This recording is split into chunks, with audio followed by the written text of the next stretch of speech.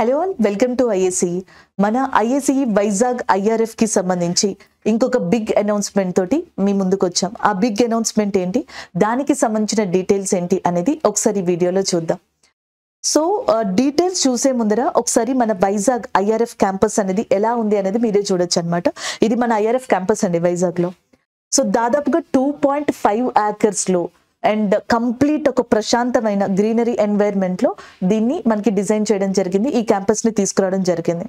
ఇది ఎందుకు చెప్తున్నానంటే, సో ఎటువంటి డిస్ట్రాక్షన్ లేకుండా హ్యాపీగా మనం సిలబస్ ని రివైజ్ చేసుకోవడానికి, చదువుకోవడానికి, సో ఒక ప్రశాంతమైన వాతావరణం ఇది.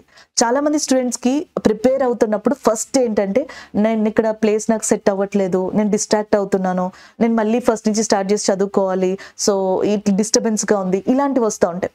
ఆ ప్రాబ్లమ్స్ వన్స్ మీరు ఐఆర్ఎఫ్ లో ఎంటర్ అయిన తర్వాత ఫేస్ చేయకూడదన్న ఉద్దేశంతో ప్రతి దాన్ని మైన్యూట్ థింగ్ ని కూడా దృష్టిలో పెట్టుకుని ఈ క్యాంపస్ ని మన ఐఏసీ మేనేజ్మెంట్ డిజైన్ చేసింది. అందుకే ఒకసారి చూడమంటున్నా. ప్లేస్ చూస్తే మీకు అర్థమవుతుంది. అంటే కొంతమందికి ప్లేస్ చూస్తే అనిపిస్తుంది కదా ప్రశాంతంగా చదువుకోవచ్చు అన్నట్టుగా. సో అందుకని చెప్పేసి మిమ్మల్ని ఒకసారి చూడమంటున్నాను. మన యూట్యూబ్ లో కూడా ఐఏసీ యూట్యూబ్ లో ఈ షార్ట్స్ ఏవైతే ఉంటాయో అందులో కూడా ఈ క్యాంపస్ కి సంబంధించి ఉన్నాయి. ఒకసారి చూడాలనుకుంటే మీరు చూడొచ్చు. అండ్ ద నెక్స్ట్ వన్ ఇక్కడ చూడండి. ఆల్రెడీ మన వైజాగ్ లో ఐఆర్ఎఫ్ ఫస్ట్ బ్యాచ్ అనేది స్టార్ట్ అయిపోయింది April 18th. అండ్ అసలు ఎలా ఉండబోతుంది, బ్యాంకింగ్ జాబే టార్గెట్ గా వైజాగ్ లో ఏదైతే ఐఆర్ఎఫ్ స్టార్ట్ చేసిందో మన ఐఏసీ, సో ఈ ప్రోగ్రామ్ ని ఎలా తీసుకెళ్తుంది, ఈ ప్రోగ్రామ్ లో అసలు ఏముంటాయి అనేది ఒకసారి నేను మీకు చూపిస్తాను.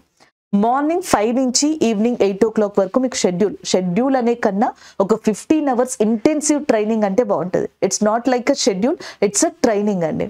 దీనికి దానికి డిఫరెన్స్ ఏంటి అంటే, మనం ఒక షెడ్యూల్ అనుకున్నామండి, మార్నింగ్ టు ఈవినింగ్ వరకు ఒక సబ్జెక్ట్ చదవడం, లేకపోతే ఒక రివిజన్ చేయడం అలా ఉంటుంది.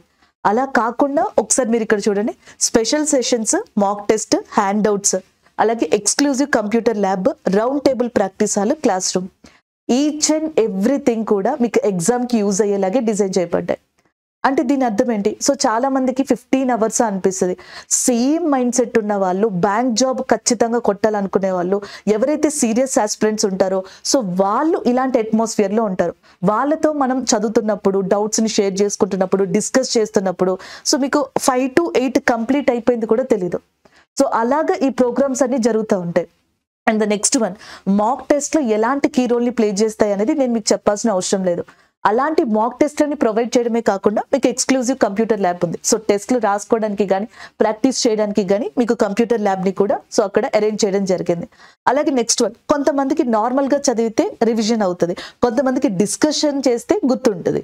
సో అందుకని చెప్పేసి రౌండ్ టేబుల్ ప్రాక్టీస్ హాల్ కానీ, హ్యాండ్ అవుట్స్ కానీ, ఈచ్ అండ్ ఎవ్రీథింగ్ ప్రతి ఆస్పిరెంట్ ని, ఒకళ్ళిద్దరిని కాదండి, ప్రతి ఆస్పిరెంట్ ని దృష్టిలో పెట్టుకుని సో మనకి ఈ విధంగా ఈ షెడ్యూల్స్ ని కానీ, ఈ ప్రోగ్రామ్స్ ని కానీ డిజైన్ చేసాం. అండ్ నెక్స్ట్, ఈ వైజాగ్ ఐఆర్ఎఫ్ ఫస్ట్ బ్యాచ్ మేము స్టార్ట్ చేస్తున్న టైంలో ఎలిజిబిలిటీ టెస్ట్ పెట్టాం. ఆ ఎలిజిబిలిటీ టెస్ట్ రోజున మనకి సెంట్రల్ అండ్ స్టేట్ కి సంబంధించి కొన్ని ఎగ్జామ్స్ జరిగాయి. కొంతమంది స్టూడెంట్స్ ఆ ఎగ్జామ్ కి అటెండ్ అవ్వడం వల్ల ఈ ఎలిజిబిలిటీ టెస్ట్ ని రాయలేకపోయారు.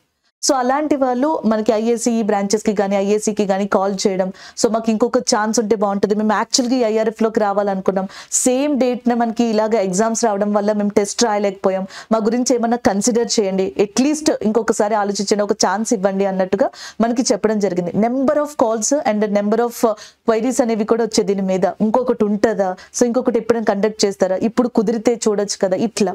సో దీన్ని అంతటిని దృష్టిలో పెట్టుకుని అండ్ ఐఏసీ మీరు ఏదైతే ఇంకొక ఛాన్స్ అన్నారో ఆ ఛాన్స్ ఇవ్వడానికి సిద్ధమైంది. సో ఇప్పుడు మీరు తీసుకోవడానికి రెడీగా ఉండాలి. ఎందుకంటే అండ్ దానికి సంబంధించిన అనౌన్స్మెంటే ఈ వీడియో. ఆ ఛాన్స్ ఎలా ఇవ్వబోతుంది, దాని ప్రొసీజర్ ఏంటి అనేది ఒకసారి మీరే చూడండి. సో ఫస్ట్ మీరు గుర్తుపెట్టుకోవాల్సింది ఏంటంటే, we're officially enhancing the IRF Vizag capacity.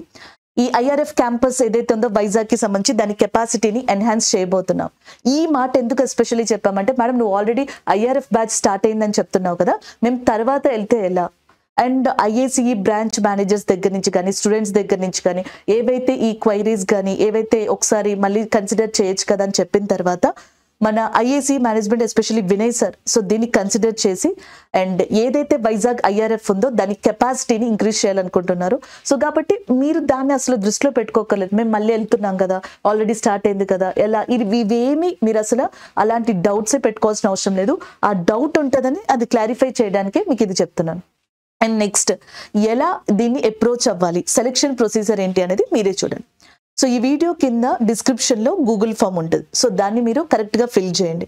మీరు number of prelims, banking exam కి సంబంధించి నెంబర్ ఆఫ్ ప్రిలిమ్స్ ఎన్ని క్లియర్ చేశారు, సో మెయిన్స్ ఎన్ని అటెంప్ట్ చేశారు, అలాగా వాటికి సంబంధించిన డీటెయిల్స్ అన్ని కూడా మీరు క్లారిటీగా ఇవ్వండి అందులో. ఎందుకంటే ఇక్కడ ఒకసారి చూడొచ్చు, మీరు ఇచ్చిన డీటెయిల్స్ బట్టి ఈ సెలెక్షన్ ప్రొసీజర్ ఉంటుంది. సో అందుకే మీరు గూగుల్ ఫామ్ ని ఫిల్ చేసినప్పుడు కొంచెం జాగ్రత్తగా ఫిల్ చేయండి. మీరు ఏవైతే డీటెయిల్స్ ఇచ్చారో ఆ డీటెయిల్స్ ని బేస్ చేసుకుని మన టీమ్ ఎవరైతే షార్ట్ లిస్ట్ అయ్యారో ఆ స్టూడెంట్స్ ని కాల్ చేయడం జరుగుతుంది. సో కాల్ చేసి వాళ్ళకి కంప్లీట్ డీటెయిల్స్ ఏవైతే ఉంటాయో, ఫర్దర్ ప్రొసీజర్ ఏదైతే ఉందో మన వాళ్ళు గైడ్ చేస్తారు.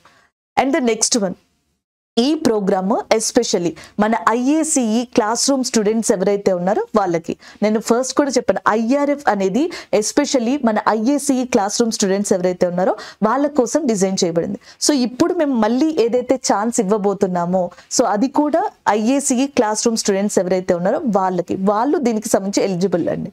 And the next one, once మీకు కాల్ చేసి మా వాళ్ళు డీటెయిల్స్ చెప్పిన తర్వాత మీకు 1-to-1 ఇంటరాక్షన్ ఉంటుంది.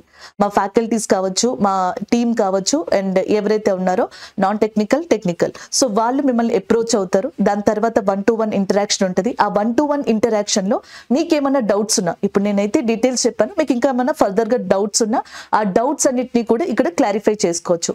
అండ్ ఐఆర్ఎఫ్ లో ఎలా ఉంటుంది నేను ముందరే చెప్పాను, నార్మల్ దానికి దీనికి డిఫరెన్స్ ఏంటంటే సేమ్ మైండ్ సెట్, ఖచ్చితంగా జాబ్ కొట్టాలి అనుకున్న వాళ్ళు అలాంటి అట్మాస్ఫియర్ ఉంటుంది.